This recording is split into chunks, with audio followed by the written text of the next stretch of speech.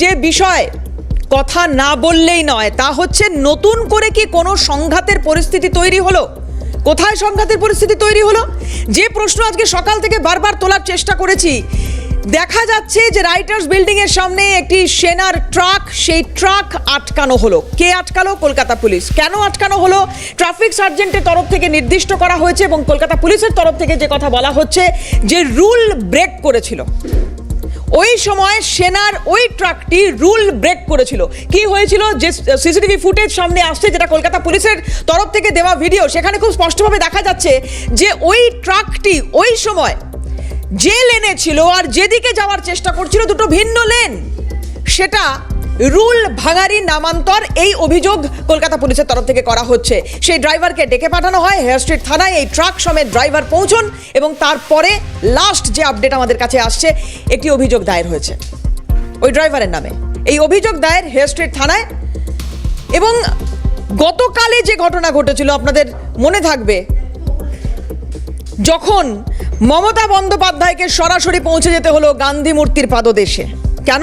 কারণ সেখানে একটি কর্মসূচি ছিল তৃণমূল কংগ্রেসের তরফ থেকে এবং সেনা সেই সময় সেখানে পৌঁছে সেনার তরফ থেকে দাবি করে যে সময়সীমা সমাপ্ত, তারা সেই মঞ্চ খোলা শুরু করে, যা নিয়ে দীর্ঘ জটিলতা, দীর্ঘ বিতর্ক, রাজনৈতিক টানাপোড়েন পর্যন্ত চলে আসে। আর তারপরে যখন এই ঘটনা ঘটলো, তখন খুব স্বাভাবিকভাবেই চর্চা আবারও এইটা নিয়েই। অভিরূপা সাহা আমাদের প্রতিনিধি রয়েছেন এই মুহূর্তে সরাসরি হেয়ার স্ট্রিট থানার সামনে থেকে। একটু কথা বলবো অভিরূপার সঙ্গে। অভিরূপা, প্রথমে একটু আপডেটটা নেওয়ার চেষ্টা করবো।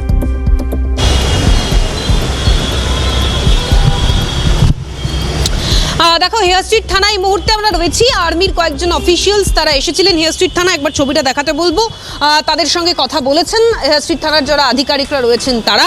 এবং যেটা পুলিশ সূত্রে জানতে পারা যাচ্ছে যে 184 মোটর ভেহিকলস অ্যাক্ট অর্থাৎ র্যাশ ড্রাইভিংয়ের একটি কেস রেজিস্টার্ড করা হয়েছে কলকাতা পুলিশের তরফ থেকে। এটা হলো একেবারে শেষ আপডেট যেটা জানা যাচ্ছে। মানে আজকে সকালবেলা 11টার সময় যে ছবি শহর কলকাতার রাস্তায় ফুটে এলো বা উঠলো, তাতে কিন্তু স্বভাবতই একটা সংঘাত নতুন করে তৈরি হচ্ছে কিনা সেই নিয়ে প্রশ্ন তৈরি হচ্ছে। কিন্তু পুলিশের তরফ থেকে বা আর্মির তরফ থেকে যেটা বলা হচ্ছে, মূলত কলকাতা পুলিশের তরফ থেকে যেটা বলা হচ্ছে যে সিসিটিভি ফুটেজ, যেভাবে তুমি ব্রিফ করছিলে দেবারতী, সিসিটিভি ফুটেজে দেখতে পাওয়া যাচ্ছে যে সেনার ওই নির্দিষ্ট ট্রাক সেটা অত্যন্ত বেপরোয়া গতিতে আসছে এবং সিগন্যাল ছিল না। সেই সময় কোনোভাবে ট্রাকটি ডান দিকে ঘোরার চেষ্টা করে এবং পেছন দিক থেকে আসছিলেন কলকাতা পুলিশ কমিশনার মনোজ ভার্মার গাড়ি। তিনি সেই সময় লালবাজারে প্রবেশ করার জন্য এগোচ্ছিলেন ওই রুট ধরে। এবার বিষয়টা হলো, একদিকে সিগন্যাল ভায়োলেট এবং যেহেতু ট্রাকটি ডান দিকে ঘেঁষার চেষ্টা করেন এবং পাশ থেকে এই পুলিশ কমিশনারের গাড়ি যাচ্ছিল, ফলে আর একটু হলে ধাক্কা লাগতো কলকাতা পুলিশ কমিশনারের গাড়িতে, বা পেছন থেকে আসা সাধারণ মানুষজনদের যে গাড়ি রয়েছে তাতেও ধাক্কা লাগতে পারতো, অর্থাৎ বড় রকমের দুর্ঘটনা ঘটতে পারত। এবার সিসিটিভি ফুটেজে দেখতে পাওয়া গেল কলকাতা পুলিশ কমিশনারের যে গাড়ি, নগরপালের যে গাড়ি, সেই গাড়ি একেবারে সোজা বেরিয়ে গেল এবং ডান দিকে মোড় নেওয়ার সঙ্গে সঙ্গেই কলকাতা পুলিশের যারা সার্জেন্টরা ছিলেন তারা গাড়িটিকে ইন্টারসেপ্ট করলেন এবং তারপরেই টান নাটক দেখতে পাওয়া গেল শহর কলকাতার রাস্তায়। প্রথমে গাড়িটিকে নিয়ে যাওয়া হলো হেডকোয়ার্টার যে ট্রাফিক গার্ড রয়েছে অর্থাৎ ডেকার্স লেনের একেবারে উল্টো দিকে, সেখানে গাড়িটিকে নিয়ে যাওয়া হয়। কয়েকজন আর্মি অফিসিয়ালসদের সঙ্গে কথা বলেন কলকাতা পুলিশের আধিকারিকরা। পরবর্তীকালে গ্রুপ ক্যাপ্টেন তারা হেয়ার স্ট্রিট থানায় আসেন, প্রায় 1 থেকে 1.5 ঘন্টা তারা ছিলেন, কলকাতা পুলিশের আধিকারিকদের সঙ্গে কথা বলেন এবং যে গাড়ি অর্থাৎ ওই সেনার যে ট্রাক, সেই ট্রাকটিকে পরবর্তীকালে ফোর্ট উইলিয়ামে নিয়ে যাওয়া হয়। কয়েকজন আর্মি অফিসিয়ালস তারাও পৌঁছেছিলেন হেডকোয়ার্টার ট্রাফিক গার্ডের সামনে। এবার পুলিশের তরফ থেকে যেটা বলা হচ্ছে, যেহেতু আইন ভঙ্গ করা হয়েছে অর্থাৎ ট্রাফিক আইন ভঙ্গ, নিয়ম ভঙ্গ, না বিধি না মেনে গাড়ি চালানো, র্যাশ ড্রাইভিংয়ের মতো কেস দেওয়া হয়েছে এবং সেক্ষেত্রে দাঁড়িয়ে সেনার কোনো গাড়িতে কেস দিতে গেলে যে নির্দিষ্ট প্রোটোকল মানতে হয় সেই প্রোটোকল মেনেই পুলিশের তরফ থেকে বলা হচ্ছে যে কেস দেওয়া হয়েছে। অন্যদিকে সেনার যেটা ভার্সন, তাদের তরফ থেকে এখনও পর্যন্ত কোনো রকম অফিসিয়াল ভার্সন না পেলেও কয়েকজন অফিসিয়ালস যারা ঘটনাস্থলে এসেছিলেন তারা ব্রিফ করেছেন যে সেনা চালক, গাড়ির যিনি চালক ছিলেন অর্থাৎ ওই ট্রাকের যিনি চালক ছিলেন, তিনি এটা স্বীকার করেছেন যে কোনোভাবে তার বুঝতে অসুবিধা হয়েছিল এবং সিগন্যাল না মেনেই। একদমই অভিরূপা, আমি ঠিক এখানে একটু বিরত করি, কারণ তুমি যে সেনার যিনি চালক ছিলেন, ওই ট্রাকের যিনি চালক ছিলেন, তার বক্তব্য সেই কথাই তুমি বলছো, তাহলে এখানে একটু শুনিয়ে নি যে উনি ঠিক কি বলেছিলেন সেই সময় ভুল স্বীকার করে, এবং পাশাপাশি ট্রাফিক সার্জেন্ট কলকাতা পুলিশের তিনি বা কি বলছেন দেখুন। जस्ट कमिश्नर साहब का गाड़ी गुजर रहा था, बस वही है, थोड़ा जैसे मोड़ रहे थे वैसे गुजर रहा था, फिर गाड़ी क्रॉस कर गया कमिश्नर साहब का, फिर हम लोग नहीं टक्कर उकर कुछ नहीं लगा, कुछ नहीं था। मैं तो उतरने पे पटिशन है, हमको तो ना ध्यान नहीं पड़ा कि हमको तो इधर ही जाना है, रेड लाइट है, अगर रेड लाइट इधर खुल जाएगा तो गाड़ी इधर जाने वाला इधर चला जाएगा। जस्ट कमिश्नर साहब का गाड़ी गुजर रहा था, बस वही है, थोड़ा जैसे मोड़ रहे थे वैसे गुजर रहा था, फिर गाड़ी क्रॉस कर गया कमिश्नर साहब का, फिर हम लोग नहीं टक्कर उकर कुछ नहीं लगा, कुछ नहीं था। मैं तो उतरने वाला था, गाड़ी पूरा स्लो हो गया था, स्लो कर लेता, फिर मैं बोला कि यहाँ उतरेंगे तो फिर भीड़ हो जाएगा पीछे गाड़ी, इसीलिए फिर मैं बोला कि चलो आगे थोड़ा उस साइड में खड़ा करेंगे बोल के।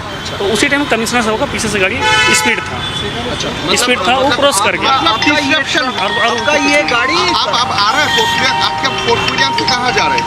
नहीं, फोर्ट विलियम से हमको यहाँ पासपोर्ट ऑफिस आना था, पासपोर्ट ऑफिस तो अभी ऑफिसर साहब का बात हुआ है, आ रहे हैं?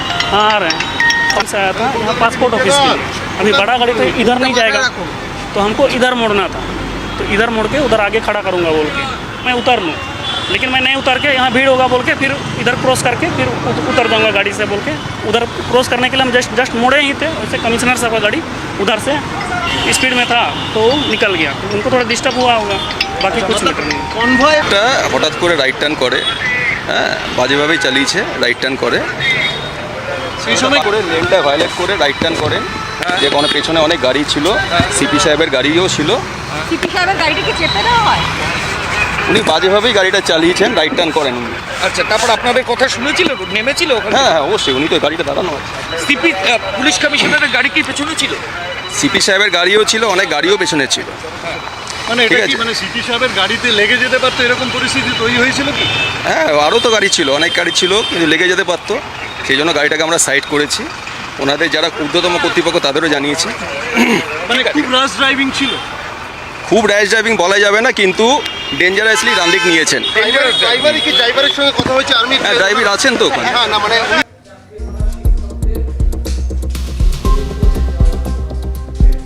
এই বিষয় নিয়ে আমরা অনেকের সঙ্গে কথা বলেছি, তারা যে কথা বলছেন তাদের মধ্যে অনেকেই যে কথা বলছেন যে এই আইন সবার জন্য একই রকম, মানে ট্রাফিক আইন সবার জন্য একই রকম, সেটা সাধারণ মানুষ হন বা যে কোনো মানুষ। কি রয়েছে এই আইনে বা কোন ধারায় মামলা করা হলো একটু জানার চেষ্টা করব। অভিরূপা রয়েছেন, সরাসরি অভিরূপার কাছে চলে যাই আরেকবার। অভিরূপা,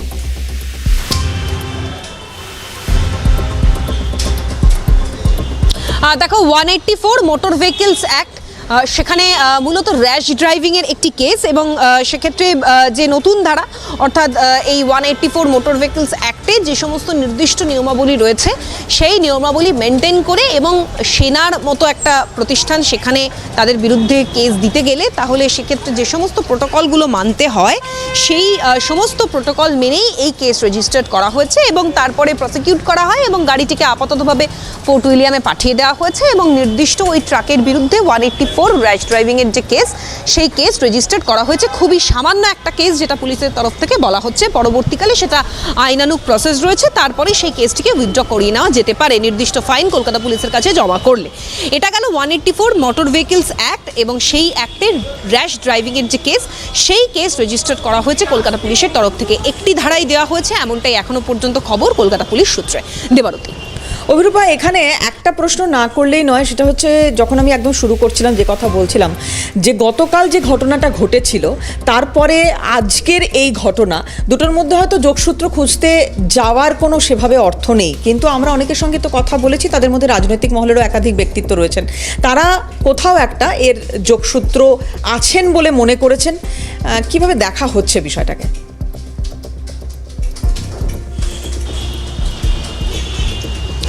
দেখো, মূলত এটাকে রাজনৈতিক দিক থেকে বিশ্লেষণ করা হলে এর একটা রাজনৈতিক তাৎপর্যপূর্ণতা রয়েছে। গতকালকে মেয়ো রোডে সেনার তরফ থেকে মঞ্চ খুলে দেওয়া এবং তার পরের দিন সকালবেলাতেই সেনার ট্রাক আটকালো কলকাতা পুলিশ, এটার একটা রাজনৈতিক তাৎপর্যপূর্ণতা রয়েছে, সেটা নিঃসন্দেহে কিছুটা কাকতালীয়ভাবেই রয়েছে, কিন্তু পুলিশের তরফ থেকে বা সেনার তরফ থেকে কিন্তু এই বিষয়টার একেবারে ঊর্ধ্বে গিয়ে তারা বলছেন এটা খুব সামান্য একটা ঘটনা, এবং যে ঘটনা ঘটেছে তার সিসিটিভি ফুটেজও প্রকাশ্যে এসেছে। সেখানে দেখতে পাওয়া যাচ্ছে যে গাড়িটি উইদাউট সিগন্যাল ব্রেক করে ডান দিক ঘুরছিল, এবং সেই সময় পিছন থেকে একটি গাড়ি, সেটা আবার নগরপালের গাড়ি, খুব সামান্য কয়েক সেকেন্ডের ফারাকে সেই গাড়িতে ধাক্কা লাগেনি, তাতে বড় রকমের দুর্ঘটনা ঘটতে পারত। নগরপালের গাড়ি না থাকলেও সাধারণ কোনো মানুষের গাড়িতে ধাক্কা লাগলেও ঠিক যে অ্যাক্ট করা উচিত বা যে ফর্ম করা উচিত সেটাই করা হয়েছে কলকাতা পুলিশের তরফ থেকে। এবং আর্মি অফিসিয়ালসরাও বলছেন তারা খুব পজিটিভলি বিষয়টাকে হ্যান্ডেল করেছেন। তারা বলছেন তাদের চালকের স্বাভাবিকভাবে এই বিষয়টা ভুল হয়েছে, আরও কনসিয়াস হওয়া উচিত ছিল। তারা নিজেদের ভুল স্বীকার করেছেন এবং যে আইনানুগ প্রসেস বা লিগাল যে প্রসিডিওর দেওয়া হয়েছে কলকাতা পুলিশের তরফ থেকে সেই মতো করে আগামী তারা আইনি লড়াই লড়বে, এমনটাই কিন্তু সেনার তরফ থেকেও বলা হচ্ছে।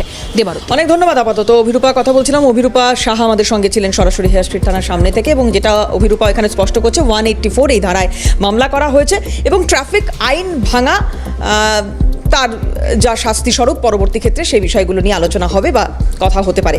কিন্তু এটা তো গেল পরের বিষয়, কিন্তু সেই সময় যখন এই খবর আমরা পেলাম সরাসরি লাইভ প্রতিবেদন সেখান থেকে তুলে ধরছিলাম, দেখাচ্ছিলাম আপনাদের ঠিক কি ঘটেছিল ঘটনাটা। খালিদ জামাল আমাদের আরেক প্রতিনিধি সেই সময় সেখানে উপস্থিত, কি তুলে ধরলেন খালিদ, এবার একটু সেটা দেখাই কি ঘটেছিল।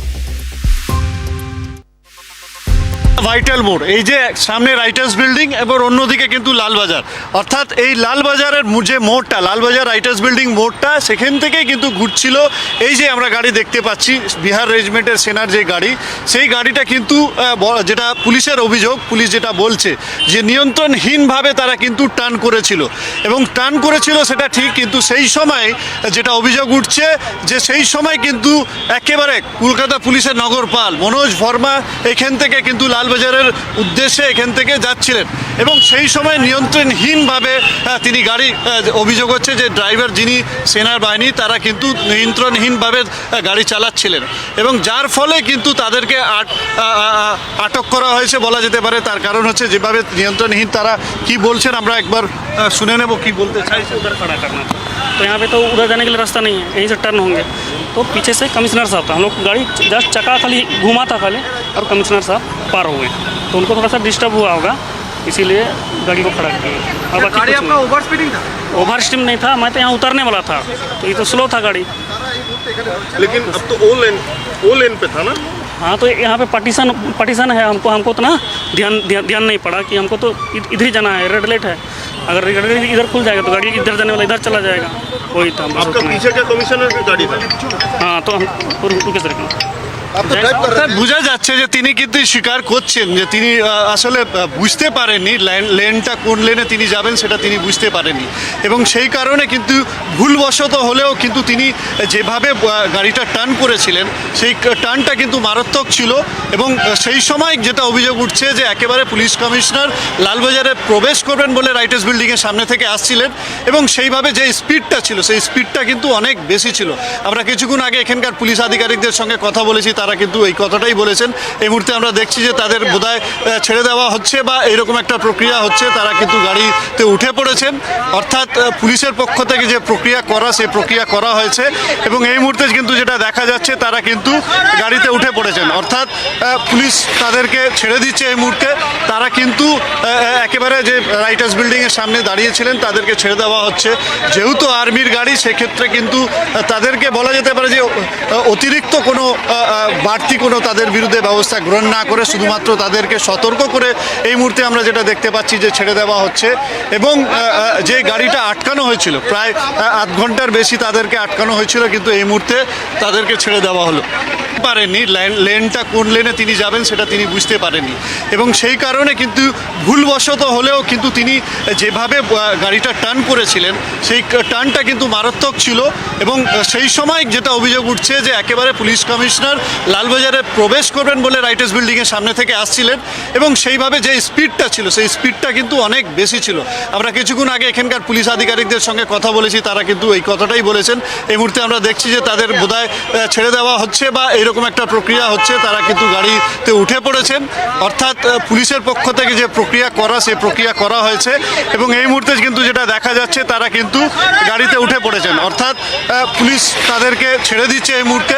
তারা কিন্তু একেবারে যে রাইটার্স বিল্ডিংয়ের সামনে দাঁড়িয়েছিলেন তাদেরকে ছেড়ে দেওয়া হচ্ছে, যেহেতু আর্মির গাড়ি সেক্ষেত্রে কিন্তু তাদেরকে বলা যেতে পারে যে অতিরিক্ত কোনো বাড়তি কোনো তাদের বিরুদ্ধে ব্যবস্থা গ্রহণ না করে শুধুমাত্র তাদেরকে সতর্ক করে এই মুহূর্তে আমরা আমরা যেটা দেখতে পাচ্ছি যে ছেড়ে দেওয়া হচ্ছে এবং যে গাড়িটা আটকানো হয়েছিল প্রায় আধ ঘন্টার বেশি তাদেরকে আটকানো হয়েছিল, কিন্তু এই মুহূর্তে তাদেরকে ছেড়ে দেওয়া হলো। হেয়ার স্ট্রিট থানার গাড়িটা এখানে রয়েছে, তবে অন্যদিকে আমরা যেটা দেখছি যে যারা রয়েছেন গাড়িতে তাদেরকে ছেড়ে দেওয়া হয়। পক্ষ থেকে প্রায় আধ ঘন্টার বেশি তাদেরকে আটক করা হয় এবং আটক রাখা হয়, গাড়িটা দাঁড় করিয়ে দেওয়া হয় ঠিক একেবারে রাইটার্স বিল্ডিংয়ে একেবারে লালবাজার সংলগ্ন যে মুখটা রয়েছে সেই মোড়ে। এবং এই মুহূর্তেও কিন্তু আমরা যেটা দেখতে পাচ্ছি যে সেনার যে গাড়িটা সেই গাড়িটা কিন্তু একেবারে আটকে রাখা হয়েছে। এখন পর্যন্ত কিন্তু তাদেরকে যাওয়ার কিন্তু অনুমতি দেওয়া হয়নি, সেটা কিন্তু বোঝা যাচ্ছে। হেয়ার স্ট্রিট থানা নিয়ে যাওয়া হচ্ছে। এই মুহূর্তে দেখো গাড়িটা দেখাচ্ছি, গাড়িকে বলা হয়েছে হেয়ার স্ট্রিট থানা যেতে এবং এই মুহূর্তে গাড়িকে হেয়ার স্ট্রিট থানার যারা পুলিশ আধিকারিকরা ছিলেন তাদেরকে কিন্তু গাড়িতে নিয়ে যাওয়া হচ্ছে। অর্থাৎ যে সম্ভাবনা ছিল যে তাদেরকে ছেড়ে দেওয়া হতে পারে, কিন্তু ছেড়ে দেওয়া হচ্ছে না, তাদেরকে কিন্তু নিয়ে যাওয়া হচ্ছে।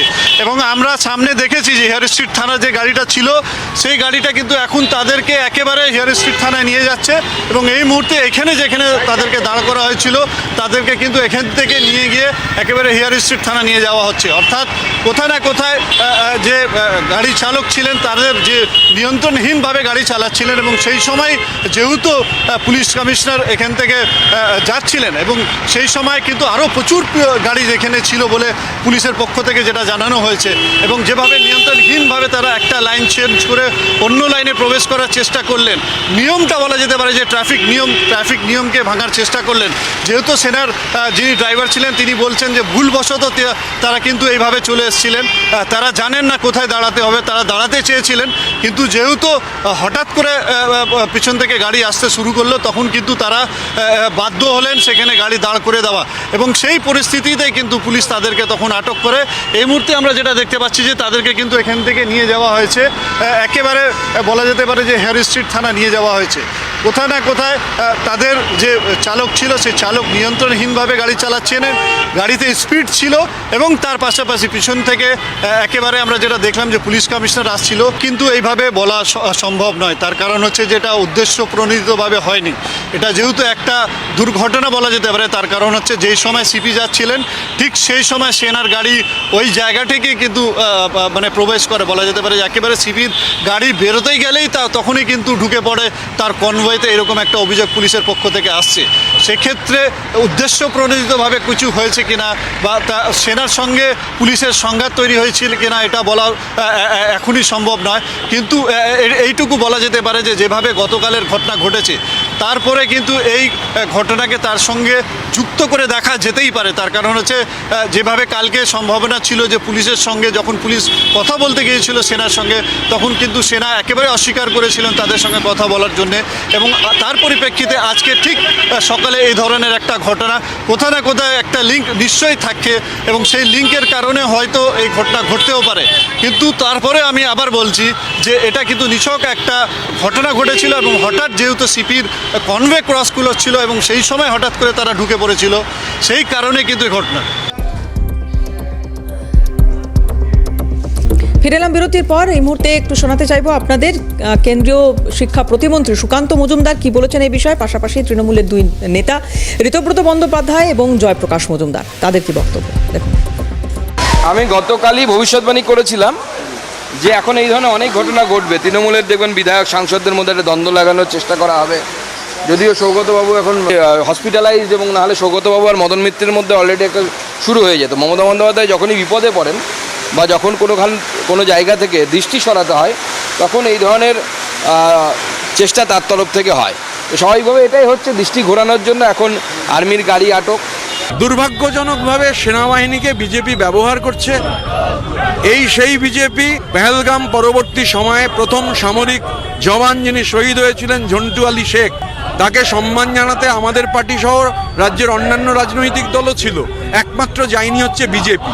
তো সেনার প্রতি এই তো বিজেপির সম্মান, সেই সেনাকে ব্যবহার করা হচ্ছে রাজনৈতিক স্বার্থে। এটা খুবই দুর্ভাগ্যজনক। এর জবাব মানুষ বিজেপিকে 30-এর নিচে নামিয়ে দিয়ে বিধানসভা নির্বাচনে দেবেন। সিসিটিভি ফুটেজ তো আপনাদের কাছেও আছে, দেখেছেন তো। আজকে যে ঘটনাটা দেখা যাচ্ছে সেটা একটা মারাত্মক অ্যাক্সিডেন্ট হতে পারত। আর্মির বেপরোয়াভাবে গাড়ি চালানোর জন্য ওই বিশাল ট্রাক, সেটা যদি ওই পাশ দিয়ে যাওয়া সিপির গাড়িতে সামান্য আঘাত করত, তাহলে গুরুতর শুধু অ্যাক্সিডেন্ট না, হয়তো সিপির মৃত্যু হতে পারত। তার জন্য কে দায়ভার নেবে? আমরা জানি শুভেন্দু অধিকারী তার কনভয় হাইওয়েতে বহুবার অ্যাক্সিডেন্ট করেছে এই বেপরোয়া ভাবের জন্যে।